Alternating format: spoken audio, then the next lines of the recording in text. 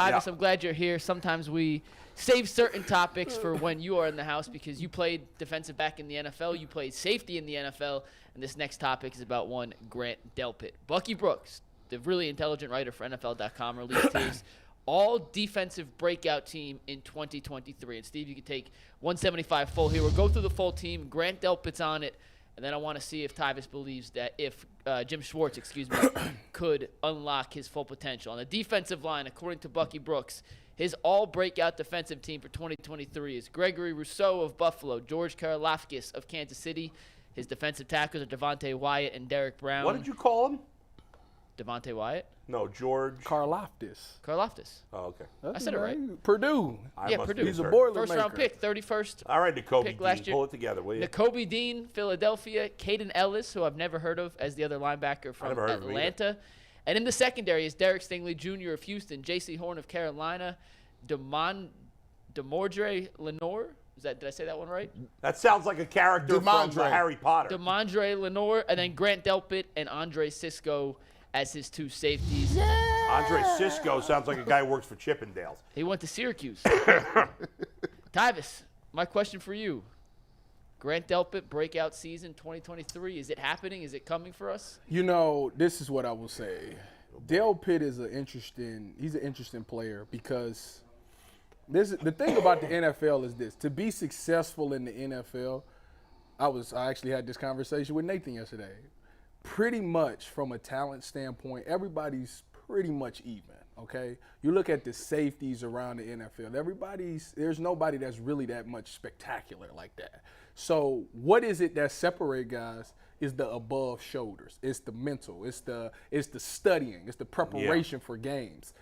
I think Delpit last year at the end of the season, after getting dragged for reasons that people had no idea or just was dragging him just to drag him, after I clearly told y'all he was not at fault for a lot of the stuff. But towards the end of the season, he started making plays. And he was looking like Troy Polamalu.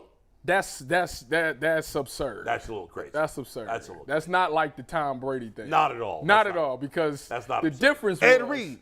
Ed Reed? No. Ed was taking him to the house. Oh, okay. This guy, if we want to put him in a modern day, if we want to put him next to a good safety, Sean Taylor? He looked like Eric Weddle. That's a name that he kind of looked like. So he made a ton of plays during the back stretch of that season down the end. He became one of the best DBs in the secondary when it came to getting turnovers and making plays. I think that Jim Schwartz will do a great job of keeping him.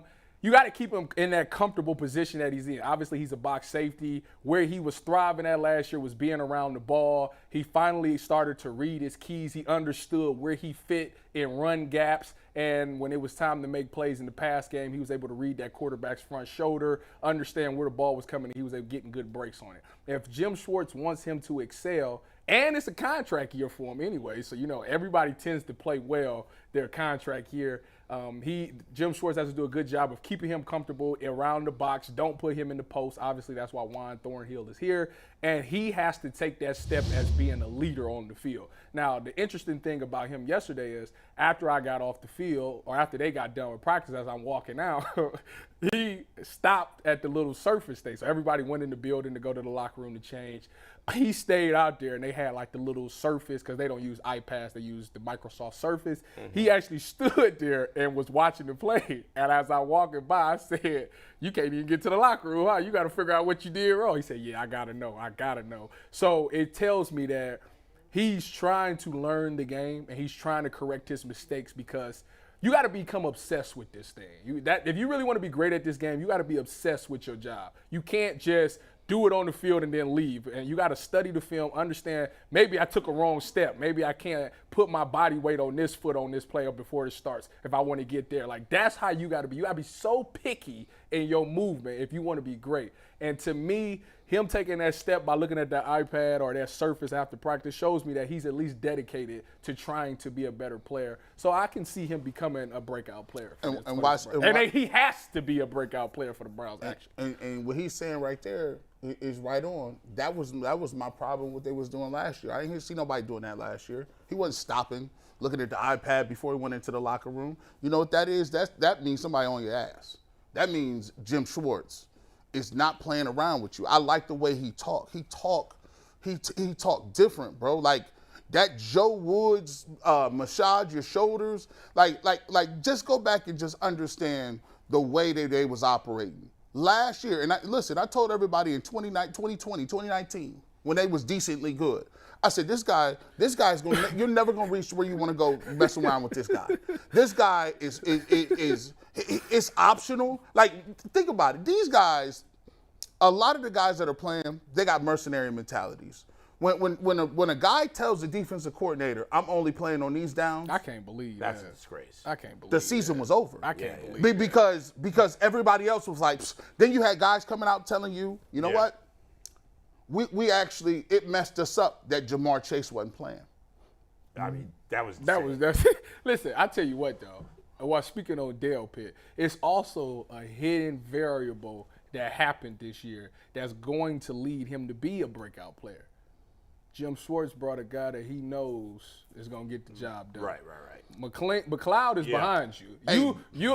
Your leash is about this long. Love it. As you said, I love it. Tyvis, So what I have to be on my stuff because the I dude love it. behind me, he is that leader. He's been where I'm trying to go. want He competition. knows the playbook. He's a Super Bowl He champion. knows everything. So I have no choice I want but to be on my competition, A game. championship And to pedigree. be honest with you, Yeah. if they want Delpit to take the next step, that was the best move that they had to do. yeah, and as you said, And on top of that, McLeod had a break on the ball yesterday. He didn't make the play because, like I said, Deshaun Watson was looking like Tom Brady. He was willing and dealing that thing. He zipped it right past him.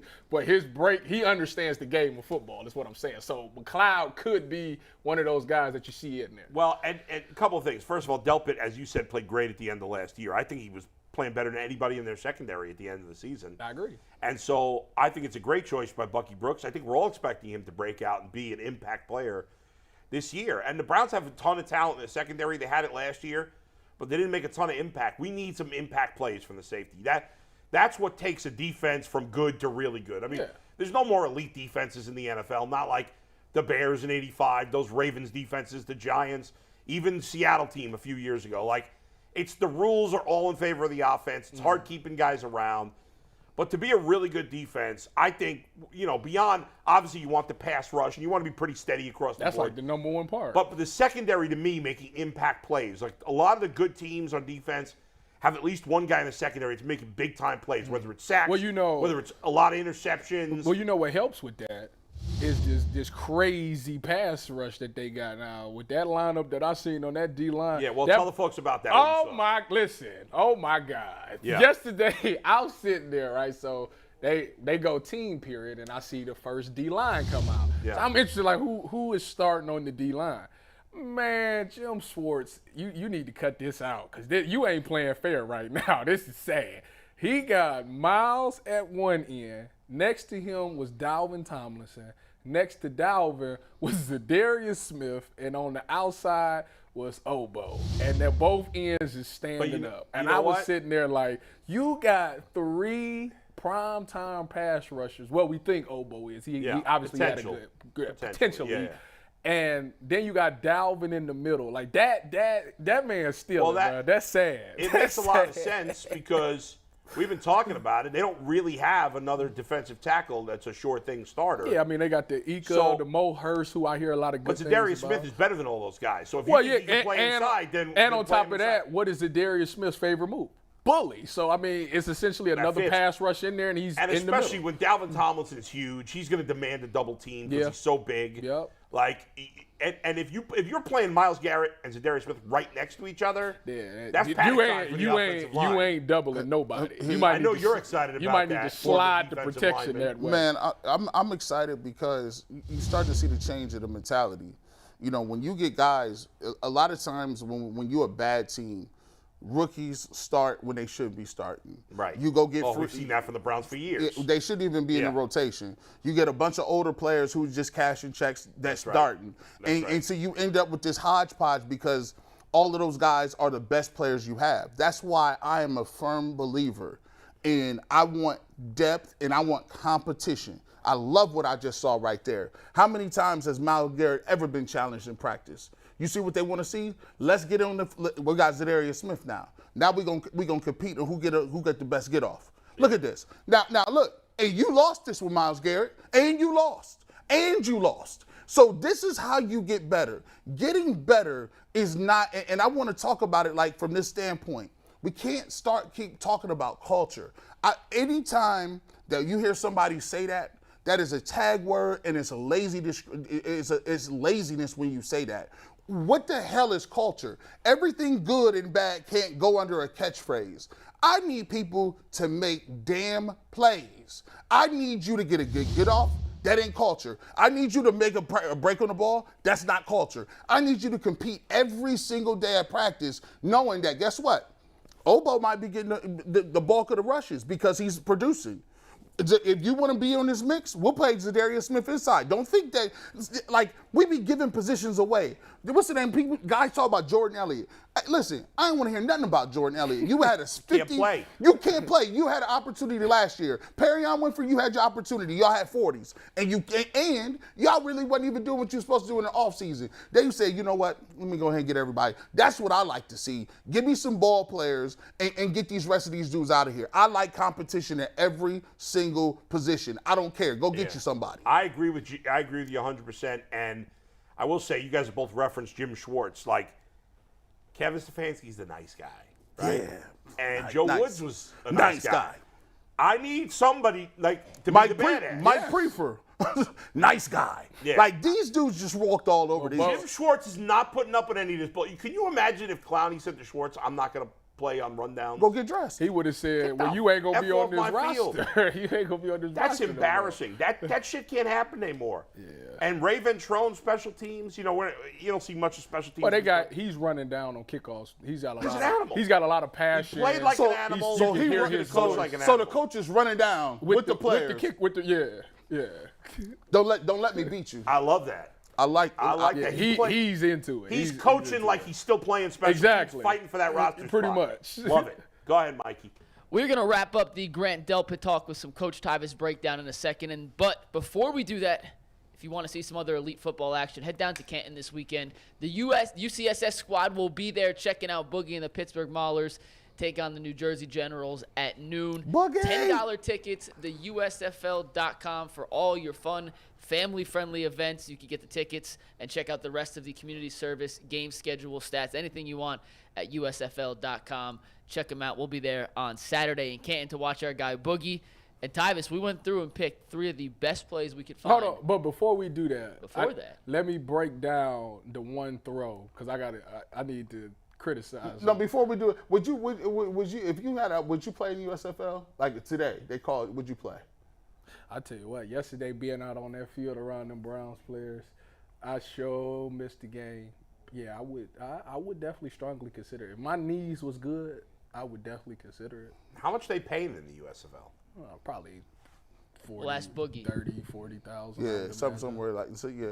Tyvis, do you want to break down the bad before the good or the good and end with the bad? No, I want the bad before the good. All right, Steve, you can take tag board full. Anthony can play it. Then we'll get into the actual clips from last year. It'll be quick because I'm pretty sure after practice this is probably what he was looking at. So Delpit is down right there at the bottom. Now, to me, it looks like they either running like some inverted cover 2. That's got to be what they're in. They look like they're in an inverted cover 2, which means Delpit would be the flats player. Now, what he needs to realize is on this is it's 2x2. Okay, so if it's 2x2, somebody's going vertical. Once somebody stops, they put the cheese in his face. They sit down. I think that's Elijah Moore. Yep. They sit him down to bite the cheese. When 2 goes, and he went for it. Yeah, when 2 goes vertical, you have no choice but to open up because you don't know what route you're getting from him. And your job is to be underneath that 7 cut to put air under the ball. Him flat-footing right here, any quarterback's gonna look at that and say, "Oh, the flat dropper is sitting there flat-footed looking at me and not opened up. Oh, that's a throw behind his head." And Deshaun does a great job putting the ball where he can't get it. So that if he wants to know what he needs to do, you need to open up and get to the sideline. Open up what I mean is that he needs to open his hips and drive that front shoulder. His left shoulder needs to open up towards the sideline, and he needs to back up out of that to get underneath that 7. At what point Tell us the right now, because Cooper is past him. You see how Cooper is vertical? So once Cooper goes past him, you got to open up. You got to open up because you don't know what he's running. Right. If he runs a post route, fine. Then you can sit. You can sit down. If he throws the check down, that's what you want him to throw. We'll come up and make that tackle. Rather get beat short than long. You always play deep to short when playing in that zone coverage. Right. And when you say 2x2, that means two receivers to that side. Okay. Now, you know the crazy part about it, if it's like 3rd and 9, I'm sitting at 9. I'm not playing. I'm not playing that. If that it's 3rd and curl route. 9, I'm sitting at 9. If That he all they throws do it underneath, make the Yeah, tackle. I'm gonna guess. Yeah. Mike, go ahead. Tyvis, ready to get to the 3 good plays? That was the bad. Yes. All right. And it wasn't even that bad. Here are the 3 good. Tyvis will start with the first His run recovery stop. wasn't bad. I No, mean, it wasn't. he That's got what I'm close. saying. If he needs to open up. If he opens up, it's not even a play. Right. Deshaun won't even throw that. Right. Now, does that come from? Is that just route recognition? That's not route recognition. Like that is that's a guy who never played, who doesn't play a lot of cover 2. Right. Because cover 2, as a safety, you're typically the half field player. Mm-hmm. When it's an inverted, the corner becomes the half field. You're coming down to be in that zone to be that flats player. So it just tells me that he doesn't have a lot of reps at being a flats player. Before we move on to the next clip, Mike, real quick, because Tyvis said something interesting that I think as fans we don't think about a lot. You said that if he had done what you suggested, if he had gotten his hips open, he'd gone down to the deep man, that Deshaun probably doesn't even throw the ball. No, he ain't throwing it. And often when we think of corners or safeties, on a passing play, it's like, did you break up the pass? Or we never really think about, well, he did everything right there, so the quarterback didn't even throw the ball. Deshaun That's a win essentially for the safety if you do it right. If everybody do what they supposed, typically on any zone play, if everybody does what they're supposed to do and play it deep to short, you'll know it. You'll know. How do you know it from a random fan? If they throw the check down to the running back, everybody in the zone did what they were supposed to do. You're inviting the zone him to throw it down, because if it's a check down, boom, we rally up. Especially if it's a good quarterback. Exactly. Now, it might be like a crappy quarterback that's not reading it too well. If it's a second stringer in there, he's just throwing check downs. He's scared. But like, if a good quarterback is checking down, you know that everybody did their job. The secondary did what they were supposed to do. Go ahead, Mike. Before we get to Tyvis's plays, we've officially entered the lunch hour of the Ultimate Cleveland Sports Show, and that is a good time to remind the good people out there that the lunch hour of UCSS is sponsored